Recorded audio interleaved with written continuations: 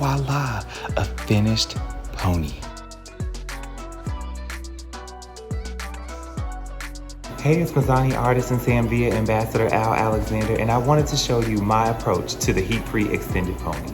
So of course, with freshly shampooed hair, I'm gonna use my Miracle Milk as my leave-in, and I'm gonna start to section out for a super clean detangle. And these sections that I'm detangling, that's actually the sections that I'm gonna work in for the pony. I'm gonna mist each section down with a little bit of water just to give me some fluidity as I apply the gel. As you get your section smooth, you can use an elastic or some type of hair tie to secure it. But we're working in sections specifically so we can have good control. I'm even breaking my front portions into sections to make sure that I get like a super flat palette. Once I have that secured, I'm gonna go in with some edge wraps and make sure I tie everything into place, and I'm gonna sit her under a hooded dryer. This way we're not using any forced hair from a blow dryer or any type of flat iron to get the hair smooth and in place. Then I like to go down and just braid the ponytail because we are gonna use some extension hair to give this a much more amplified look. So we're gonna secure that with bob pins. So you apply your bob pin through the weft of your curly textured extensions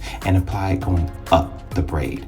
Then you just go and wrap the extensions around as tight as you can. All the way to the top we go. And you'll see we're gonna use just one strand at the end to secure and continue to wrap that around the ponytail with some HRM to give it that smooth finish. But this is what's gonna conceal the top weft of the ponytail. Again, securing the top with a bob pin. I like to take my paddle brush and just fluff out some of these curls just to give it a more lived in and natural look. We don't want any perfect curls. We want this to look like it's kind of lived in, something super duper natural and like it could be hers. And voila, a finished pony.